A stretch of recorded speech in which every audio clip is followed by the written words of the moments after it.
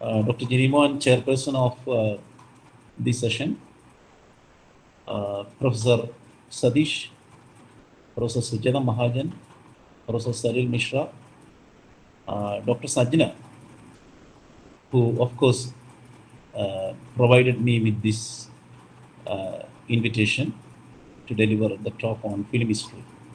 I think my talk would be a general one, and it can provide some sort of a preparatory thing for Dr. Bindu Menon's specialized and focused talk. So here we are dealing with one of the most difficult terrain of historical representation.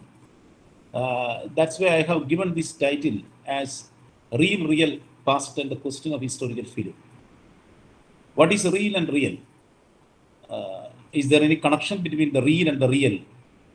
What is the transmission of historical knowledge that is happening on the real?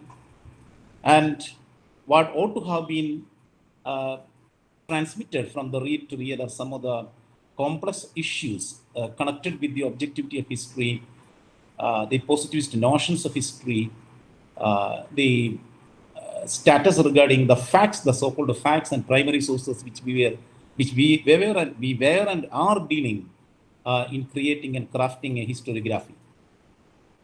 So let me tell you something in the beginning about the title of this presentation, Real Past.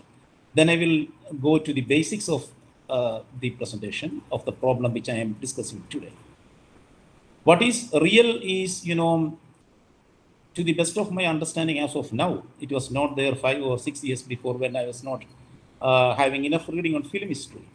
When I also considered film as a matter of imagination, a matter of mind, a matter of free interpretation in that sense, which sometimes goes off track of the routinized historical conventions and convictions of the readers of history.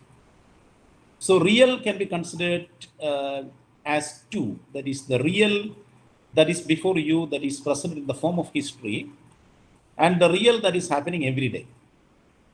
So let me cite an example. An officer in the British Army is writing a document. At the time of writing the document, he is not knowing the fact, he is not knowing that this document is going to become a source for the historian. Sometimes he knows that. Sometimes unknowingly he writes these kind of documents. So when we look at history, most of the histories, regular conventional histories are connected with this mainstream real. And mainstream real is very much connected to the official or conventional, the real that the positivist historians think about the real, that is connected with major changes, major events, major individuals, major processes, complex issues which are discussed by the historian. That is the real.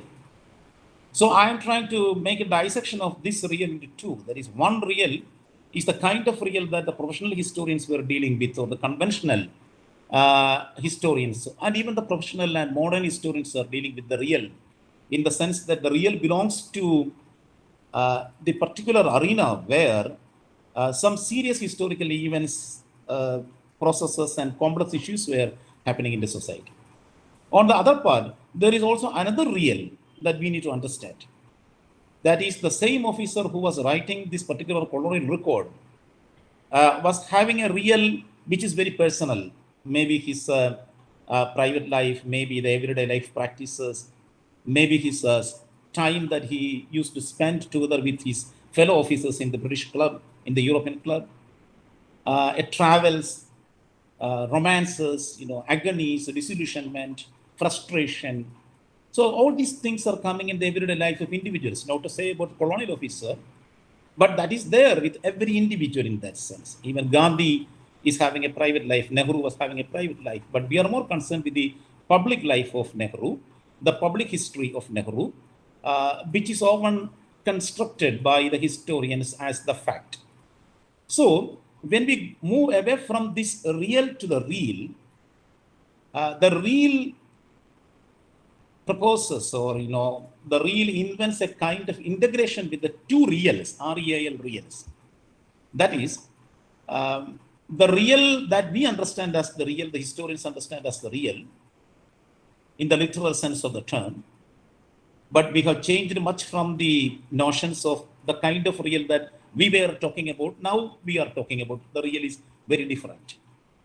So the real on real, two reals are coming. There is the real, that is the officialized, conventional, professional, historical versions or perspectives of history, well enmeshed in sources and documents. At the same time, cinema cannot go ahead with the picturization of this particular real, which I told you about in the first instance. Cinema has to add on to the real, the second real that I was talking about, that is the private, which is not usually documented by the historians, to the real, that is the real of the conventional, the real of the original historiography or original historiographic schools that we are talking about. So this is the problem that I am trying to explain. I am trying to deal with in the real past and the question of historical film. And what is historical film? Not all films are historical films. Because for understanding historical films, we need to understand what is film history. As most of the students are sitting here, I wish to classify film history as three. That is, in the first genre, it comes, it's about the industry's history, the film industry's history, which talks about different technical advances made in the film shooting, in the film exhibition, and technologies connected with the production, editing. It also deals with the most important things that we are seeing today, the VFX or the visual effects, etc. So any history that is connected, which showcases the kind of evolution, the kind of development of the film industry, the technology, and indeed the sound, the practices of the sound, the mixing of the color from the black and white to the Eastman, then to the present color, multicolor, or the 35, the 35 film to CinemaScope, and now you have added to this is the spaces which are recently created by Cinepluses.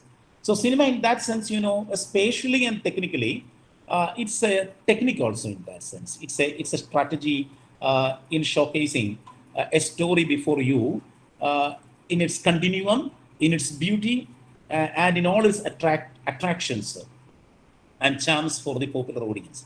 So any matter that deals with this kind of history is part of the industrial history, which is part of film history. And the second important aspect, genre of film history, is the kind of history that we excavate from any film. Say, for example, any film can be considered as a source for the historian, irrespective of the fact that it is a historical film or a completely fictional film, art film or popular film, whatever be the genre we use. Any film can be a source for the historian. So we derive sensibilities about the past, emotions about the past. We come to know about the landscape changes. One can understand how and why the coconut tree was once upon a time a very important element in filmic discourses in Malayalam cinema when Prime Nasir and Sheila, they were acting and dancing together. So all this comes under the second genre, that is film as a source base for the historian. Any film, historical film or non-historical films, any film is to be considered as a source base for the historian to understand changes in attitudes, modes, dress, technologies, transportation system, ecologies, and the kind of things. But the most complex genre is historical film. Historical film, as is defined by major film historians like Pierre Sorlin, Rosenstone, Nathalie Simon Davies, and all these film historians have defined historical film as adaptations and representations or cinematic representations of historical events. Say, for example, the 1921 event in history of Malabar, the 1857 revolt, or something from the life of Jodhabhai, or Gandhi, or as we understand, we have come to know about a new Parashiraja in Kerala Varma Parashiraja, which was released in the year 2019, or a readaptation and reconfiguration of the all the northern ballad story that is connected with Chandu, the villain who was turned, or a metamorphosis is seen in the cinema, which is scripted by M.T. Vasudevan Nair as Chandu, the hero. So all these come under the third genre, that is, historical films. This is the most complex, most difficult, and most serious branch of film history. So now let me discuss some of the major viewpoints and perspectives connected with historical film. One must understand that historical film is also a film. It is not a documentary. It is not a thing for research. It can be a thing for it can be a text for research only in the case of people who are interested in that. That is only a microscopic minority. Only limited people are considering cinema as a text for the past. It's a highly epistemological kind of enterprise. So I'm quoting Robert Rosenstein, who has authored some of the most brilliant books on film history, who is also coming into line with what Dr. Ginniman said about the kind of history that was advanced by Hayden White in the theory of history of 40. That is, any film or photographic evidence can be seen as a historical evidence also, because there is an intent, there is an author, and there is a plot which gets unveiled in from a text as we dig out the past from the archived documents. So Rosenstein here raises 6 points for historical films. Basically, historical film is to be a history representation of history as story. So history becomes story here. Because the cinema goers or movie goers are not intellectuals, not all historians and history researchers, history students and teachers. I belong to a varied class. People belong to any class in the society, they go together for the cinema. So the cinema is presented, the historical film is presented before an audience. Historical film is presented before an audience, which is a collective audience, which is, so history as story is very important. Because history in some sense it can be addressed, can be looked at as a story also. It's a question of imagination. Because it's from the imagination of the world of imagination that most of the events happened, both the public and the private. So imagination precedes any kind of event. This is the first and foremost thing that we need to understand, imagination. So history, while that is transacted or filmed, it is to be converted in the mode of cinematic history telling, which is storytelling and story narration. And all of you know that story has got a beginning, a middle, and an end. So usually, any historical film starts with something in the beginning. It narrates the story like that. It has got a middle. Maybe at the time of the interval, the turning point happens, and then you are all struck there. You all very patiently wait for the second half, and in the end, you see something like the hero killing the villain. Perhaps you come across the villain killing the hero. For example, if you take Kerala Varma Palashiraja, the villain was East India Company and hero was Palashiraja. So cinema, historical film needs a plot like this. This is emplotment, you have to plot it like that, Palashiraja becomes the hero and East India Company becomes the villain. And no text can be written like that. When you write a thesis or a book, it is to be written from a very professional point of view. It's not like a novel or a cinema. There you can't say that Palashiraja is a hero, but sometimes, readers come to know that yes, Palashiraja is a hero. But in cinema, it is to be obviously translated as the heroic exploits of Palashiraja and the villainy or villainous character of the East India Company. So this is the first point that we need to understand about a historical film. And second thing is that, most of the historical films engages with the life world of individuals, of heroes, both men and women. So sometimes historical problems are solved and resolved in film history, in historical film, as solution to personal problems. Because solution to personal problems, in some sense, are solution to historical problems also. Because the cinema, historical film is not to become too complex because, people who are not knowledgeable about history are there as audience. So they need to understand that the meaning is to be communicated immediately.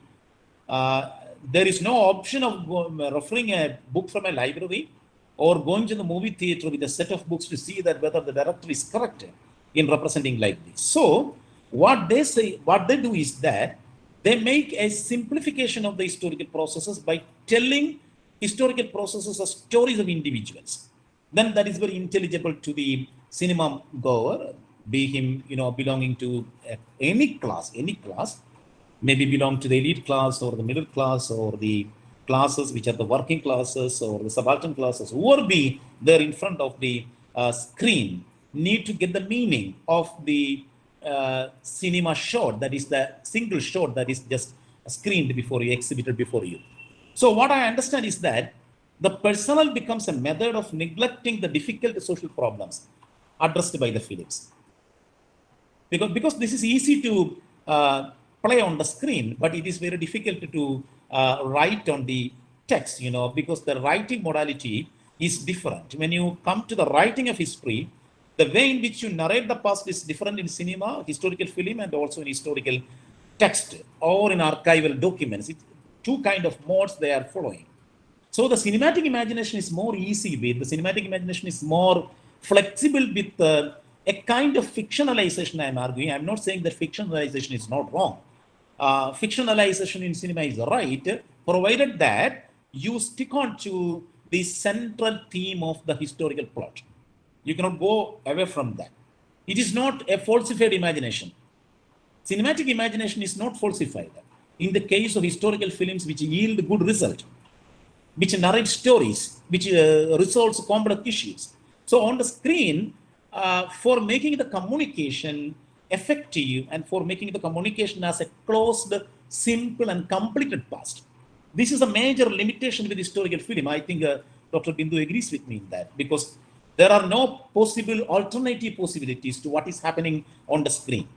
That means what is filmed is to be the end of that, the completed past. There is no question for the viewer, the ordinary or the common viewer of the film, the audience of the film, or the spectator as we call, they have to be happy. They don't want to write a thesis on the cinema. So cinema in that sense admits no doubts and asserts a kind of historical past through personalization, dramatization, and emotionalization of the past. So this is a major point of historical films, because what the texts are not able to do, the historical films are able to do. Because they personalize, as I have already suggested, they dramatize the historical event. At the same time, they emotionalize the historical event. Because film in that sense is a kind of victory. It's a kind of joy. It's a kind of agony. It talks about problems connected with the defeat. It talks about subjugation. It talks about love, heroism, etc. And it uses not words. It uses not grammar. It uses not citations or references, but it uses camera angles, music, sound to intensify such feeling. So this is a very important aspect we need to understand, because the mode of representation is entirely different in cinema. So the kind of representation that we are experienced in is not the kind of representation that is happening in cinema, because cinema is to be projected as, a personalized story, a dramatical story, and a kind of emotional drama in that sense. For example, if you know the ending of Kerala Varma Palashiraja, where Kerala Varma Palashiraja, who was actually donned by the celestial film star Mammootty, towards the end he was shot by the police, by the British administrator or the British deputy collector, shoot him. And we come to know that, through this particular last scene, where the hero dies a heroic death in that sense, clinging onto the sword and drops of blood coming from the injured part. So he never succumbs to the British in that sense. You cannot see the hero fallen on the ground. That is not the scene there. Only the scene ends with, the hero who was shot by the British men was actually clinging onto the sword. That means the cinema, the filmmaker is not ready to accept the death of the hero. And the audience also goes like that. We are not also not to accept the death of the hero. It is not the death of the hero in that sense. So actually, it's a kind of celebration of a heroic death. The cinematic celebration of heroic death happens there in the cinema. So together with this, the next point that I wish to elaborate is the material milieu that is reconstructed for the historical film. You come across a lot of landscapes, you come across a lot of buildings, lot of weapons, attire. You come across common objects which were used by people in those times. When you read the fight against the East India Company by Palshi Raja, the common objects are not coming there. The common people are not coming there. There is a reference about the Kurichiyas or the people who struggled with the Palshi Raja, but their life world is not adequately seen. Their dress is not explained in that sense. Even Palshi Raja's home is not described in that sense. Even how Palshi Raja came before the Kottayam Thampuran, his uncle, to showcase that, I am going to fight against the East India Company who are robbing the wealth of the poor people of Malabar. So the poor people of Malabar's life world is to be recreated and reconfigured in the film. So it's a very difficult exercise in that sense. Even I wrote recently an article on Sukumara Kurupa, that Kurupa film. Even that film, the murder which happened in 1984, the cinema investigates on the line of a historical researcher in that sense. The 1984 topography, the 1984 village is reconstructed, the 1984 kind of buildings are reconstructed, the 1984 kind of cars are there because, the accident happened, the death happens the murder happened in an ambassador car. So ambassador car is there. It cannot happen in another car. So why do you experience the death of an innocent man, that is Chaco? The cinema goes to the mode of historical representation where the exact material objectification is done there. Perhaps some people may not agree with me when I say that Kurup is a historical film. Kurup in that sense is a historical film because anything that happened yesterday is part of history. If it is so, an event that had happened in 1984 is also definitely a part of history. A part of, many people say that it is part of the history of crimes of Kerala, but I consider it as a part of a social economic history of Kerala. It is connected with the Gulf migration.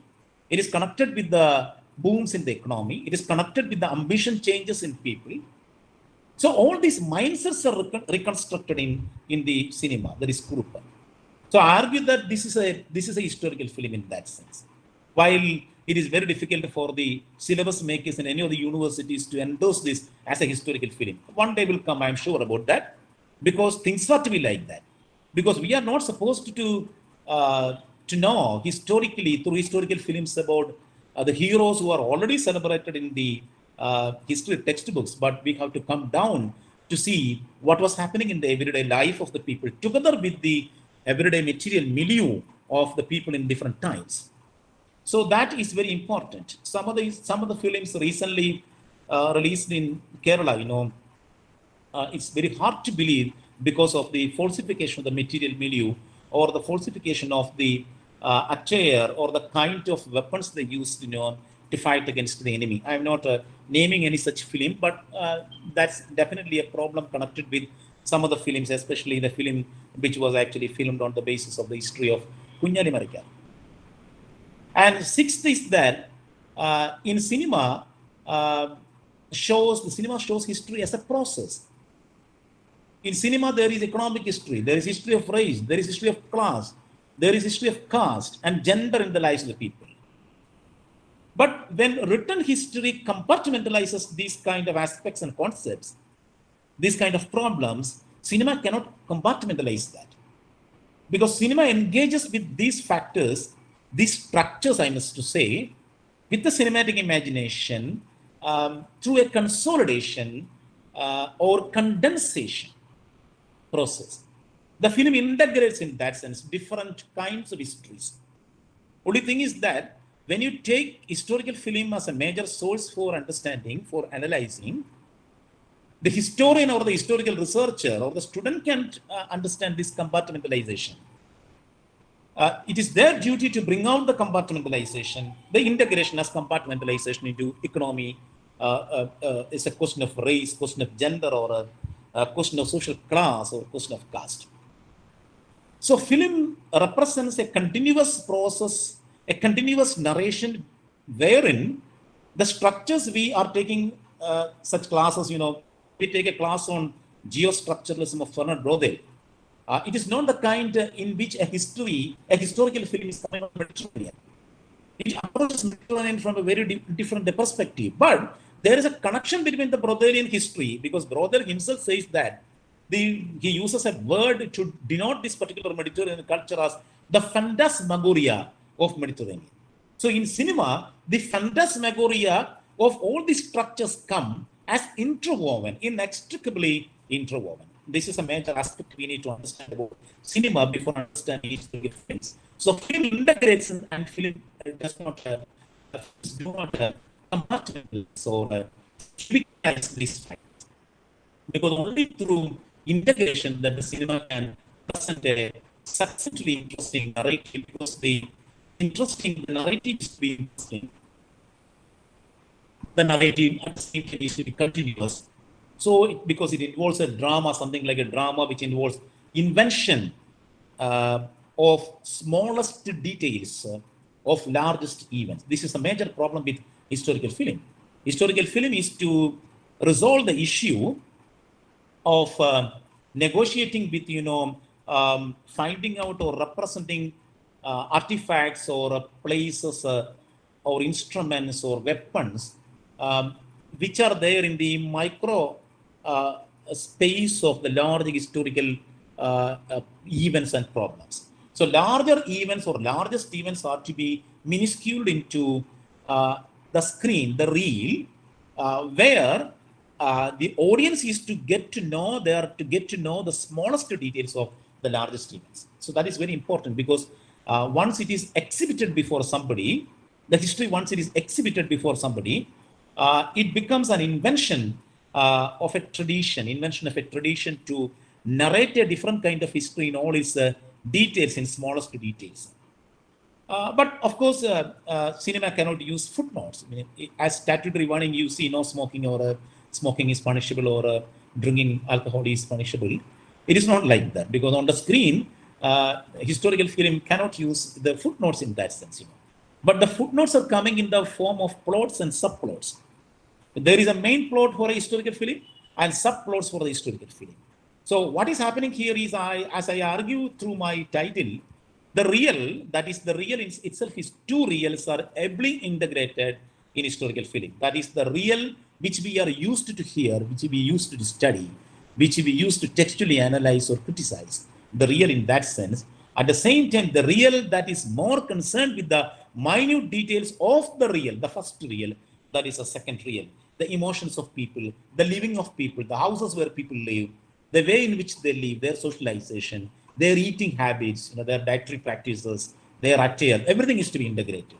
So on the screen, most of the postmodern film historians, postmodern as well as modern film historians, there are two groups of historians, film historians, postmodern as well as modern historians. They argue that on the screen, this is a very, maybe a very problematic, statement which they make, which I also make, because on screen, history must be fictional for it is to be true, because the word and the image of work differently. The word of the world of image is not the world of word. The textualized past is having certain, what you call strategies. They follow certain modes of representation, modes of writing. They can ably supplement and complement any argument or any data that is given in the text with a footnote or a citation or a bibliography. Even cinema cannot do like that. So what cinema engages with is that through the subplots that are created to the central plot, they fictionalize history in that sense. And fictionalization of history is a very problematic concept, I know. The fictionalization of history is not mythification of history. I think Provost Chancellor started with the mythification, which was further elaborated by Professor Sujata Mahajan.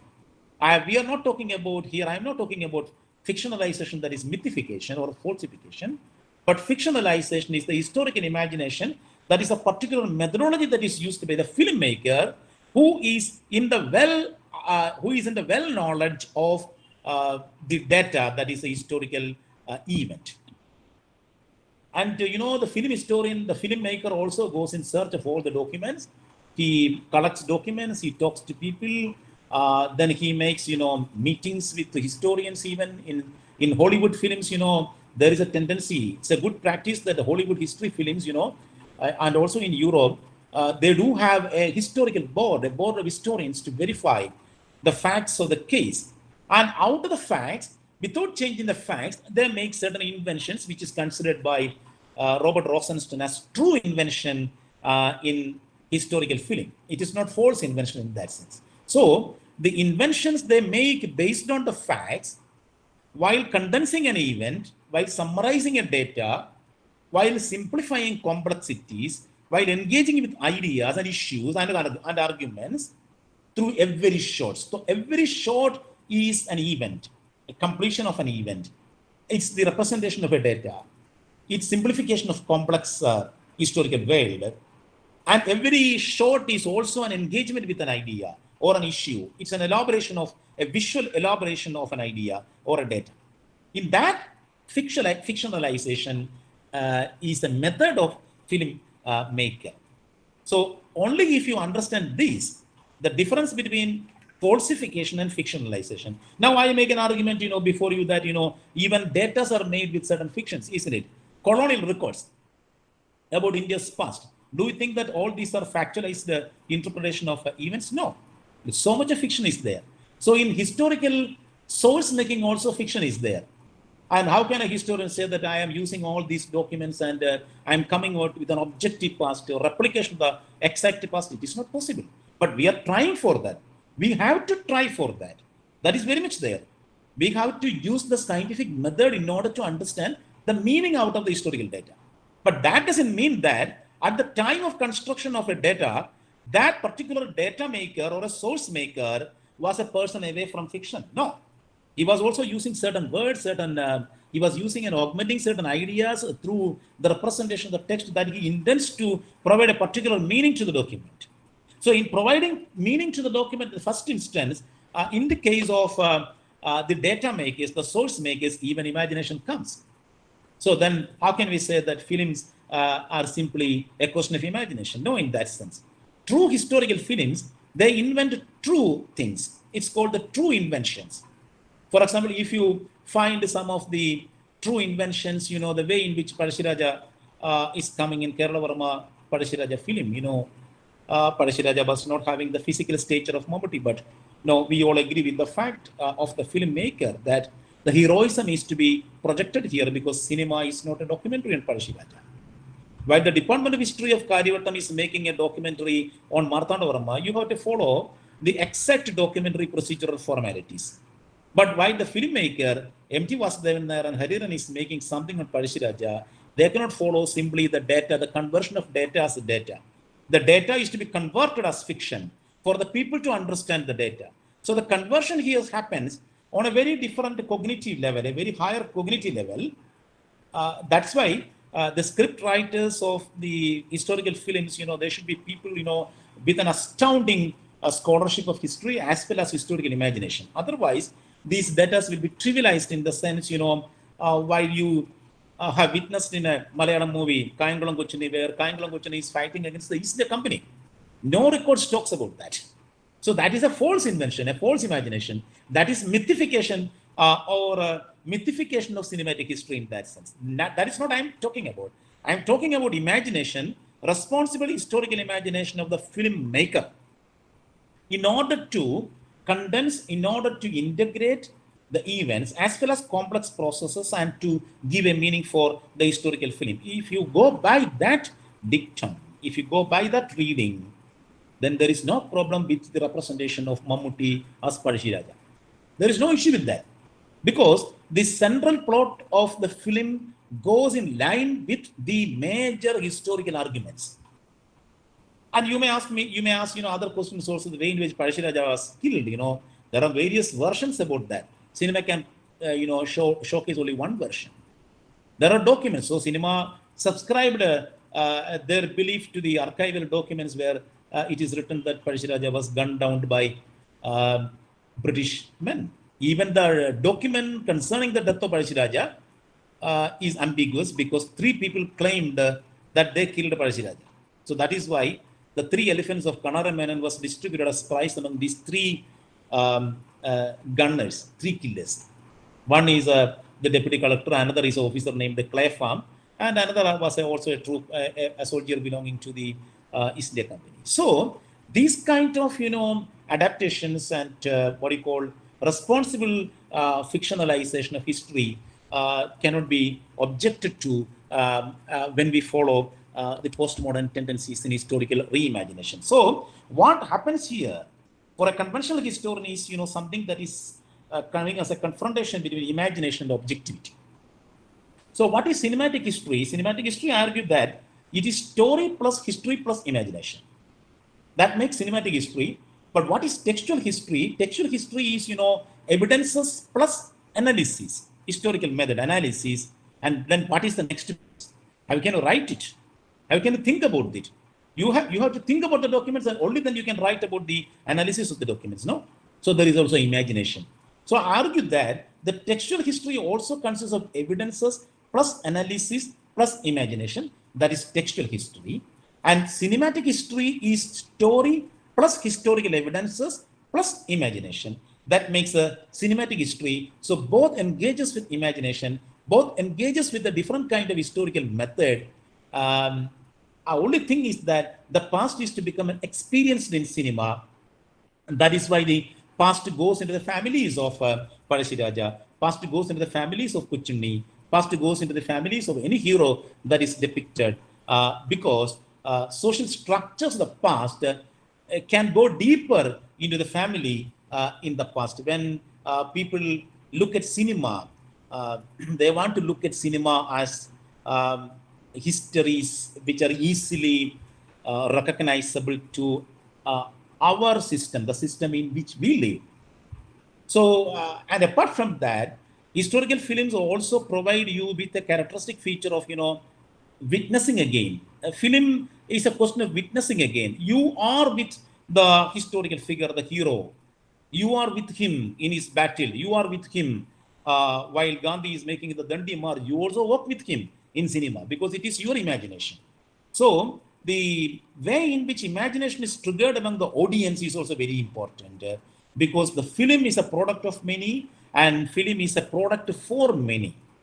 Because there is a large number of people working with cinema. For example, the director is there, the script writer is there, the producer is there, technicians are there, actors are there, light boys are there, editors are there, stunt masters are there. So it's a product of many. So this particular integration is made possible through a community engagement with the historical past. In the case of textual history, it is not a community engagement. Even though we follow the community's methodology, we follow it on our own. So in that sense, so that point also we need to understand. So history is transmitted through the substrata of a whole team in the film done into the midst of an audience which is also belonging to various classes. Many people are sitting there. It is not easy for the filmmaker to come and make a lecture on the problems that he is intending to project there. As I told you, immediate transmission of a historical film, the immediate transmission of the meaning of the historical event is very much a problem that is connected with cinema history. Some of the points I mentioned, I wish to quote from Nadali Simon Davis in order to give a conclusion to my lecture.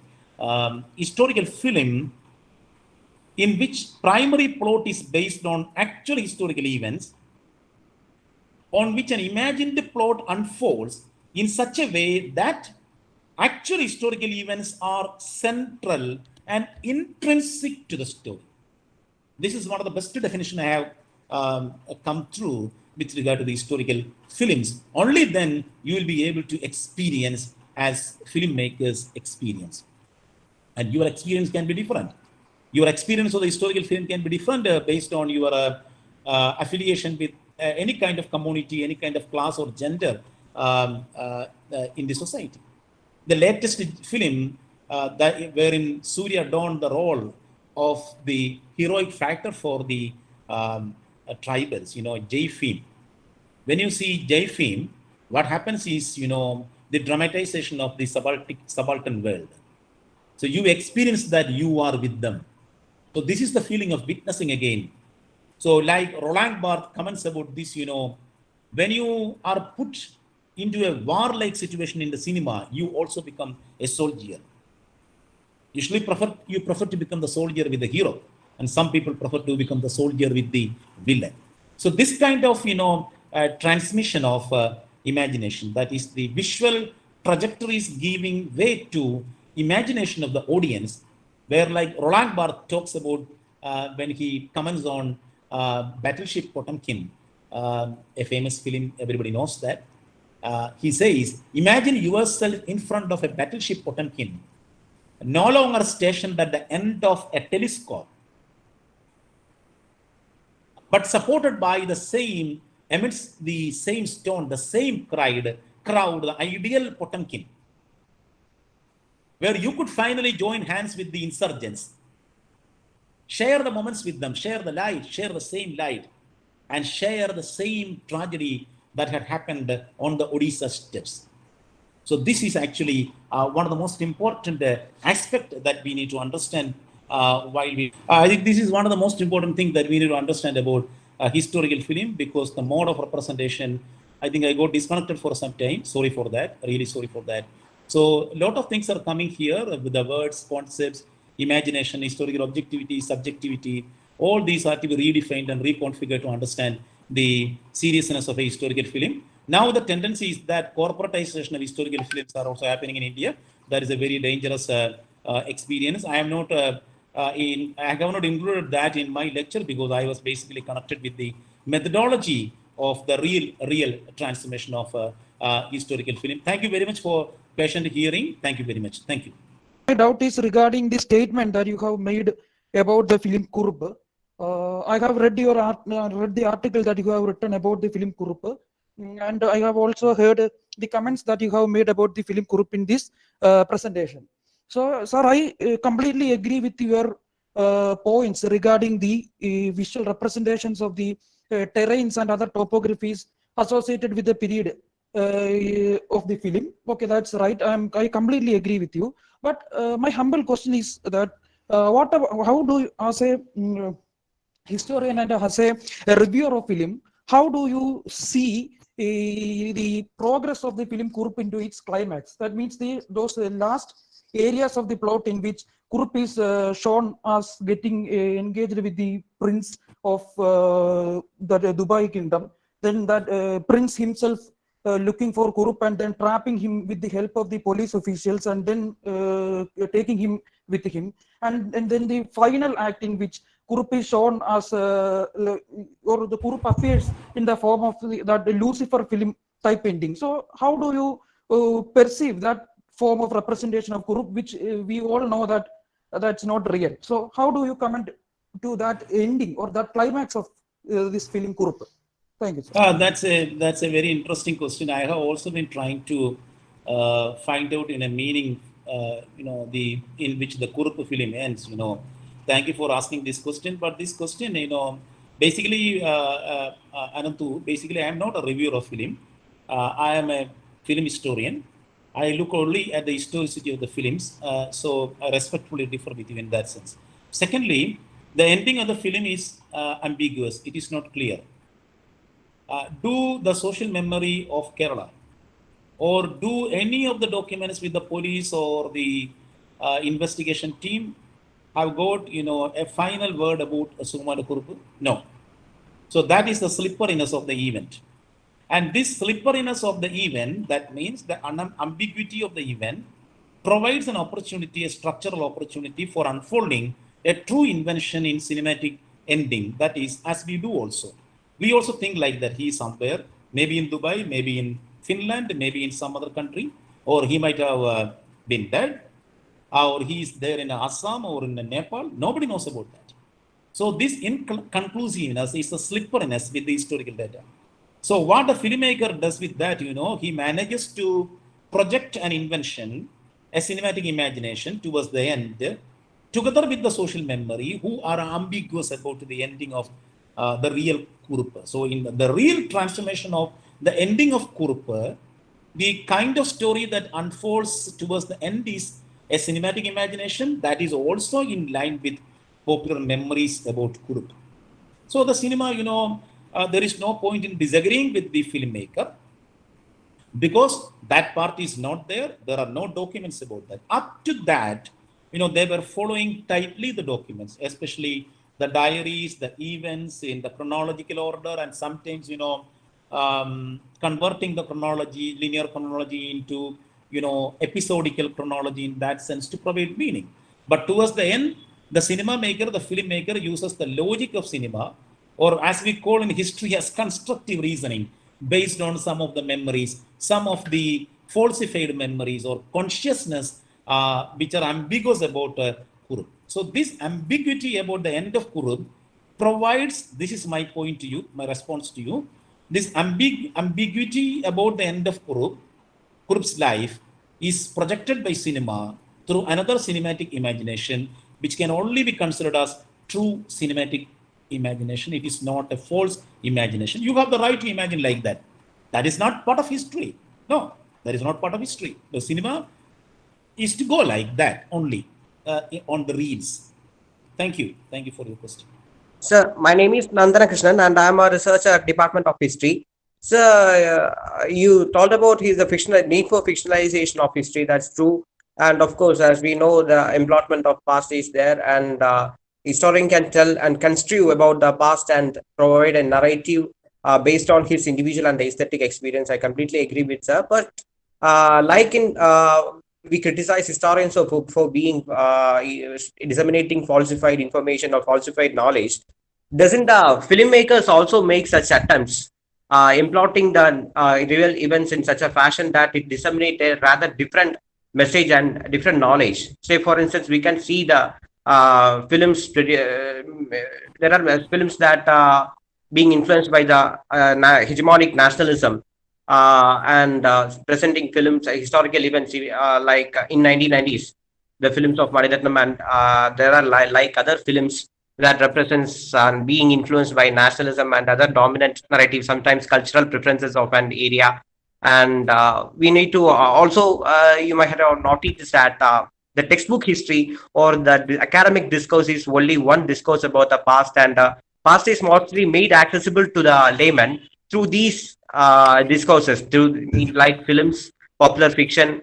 Say, for instance, the identity of Kerala Varma Parishiraja itself is been as Kerala Lion. Sardar K.M. Panikkar have a role in giving him that identity. So, how far the historical films, is responsible for making identity formation and imploting history to produce such a message? Is it the right way to do it? How you are viewing it, sir? Nandana Krishnan, what is the right way of historical representation? Nobody knows about that. When we talk about the colonial historians, whether they were right, and when we talk about the present historians, are they right? So actually, that's a very, very contested issue, right and wrong. It's not like that. You have to look at the methodology of presentation. I think your idea about employment is not coming on to line with Hayden-Weiss employment. Because the employment is not just about the fictionalization or employment in cinema or postmodern history. In every text, there is employment. Employment is there in the so-called text which considered to be the sacrosanct, or what you call very sacred data in that sense. Official data are considered to be perfectly sacred in that sense because they have all the attendant affiliations with the particular professional branch of the past. They were document makers. So the employment happens there also. A plot, how a plot, is actually translated into a textual image, into a textual, what is format. How the same past, from the textual is, translated and visually. So that's a very different question in that sense. And the question of identity formation is also comes into line with the kind of identity formation. I don't know whether the identity formation you said about Parishiraja's, body is not the identity formation. But a Parishiraja's body is a question of memory. Parishiraja's body is not ably documented. There is only one document which talks about Parishiraja's body. wherein he is, described as a person wearing a red ribbon band, then one single cloth that is Ottamundu, then wearing no ornaments. And towards the end, the collector of Malabar describes him like this, looking like a monkey. Can you represent Parashiraja like that on a popular film? No, that is not possible. So the employment, the way in which this particular historic heroic saga of Parashiraja is employed is taking a very different cinematic imagination. So what is the point of my lecture is that you have to come to terms with this particular kind of cinematic imagination, which is very different from the textualized, conventional, professional, so-called theoretically sound imaginations of routinized history. That's the intent of my lecture. Anyway, thank you for the question. What is the scope of the real historians in making real history in the form of documentary or films that would be useful for the students for the teaching learning process? That is a very, very important question that you asked, Yobi Babu. That's a very critical question. Okay, then see what is happening anyway, the concept of real, that is a very highly problematic thing. Real for somebody is unreal for some other one. Fact for somebody is a fiction for some other one. But historical, what I was arguing, that the methodology of historiography is to get equipped with, these kind of visual versions also. Because if you're incompetent in analyzing and unearthing or excavating the complexities connected with a filmic event, a historical filmic event, then that the problem is with the universities, the syllabus makers and all. So the universities and syllabus makers, the curriculum builders have a responsibility to bring in these kind of topics, themes, and problems as part of academic curriculum. That is very important. And as you said, the making of documentary is also very important.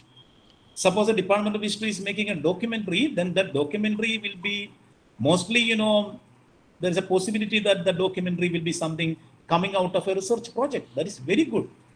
I came to understand one documentary which was directed by my friend Devjani Das in Calcutta in West Bengal as part of her meeting traditional indigenous people and for understanding, for getting information about the medical knowledges they were engaging with. The kind of indigenous medical knowledges got translated into a wonderful documentary. So these kind of documentaries will add on to the existing data. Because while you document as film an oral testimony, Joey, that is there for a greater period for people to have recourse to as a document, a data. Because this memory will be lost. The poor people's memory is not usually textualized.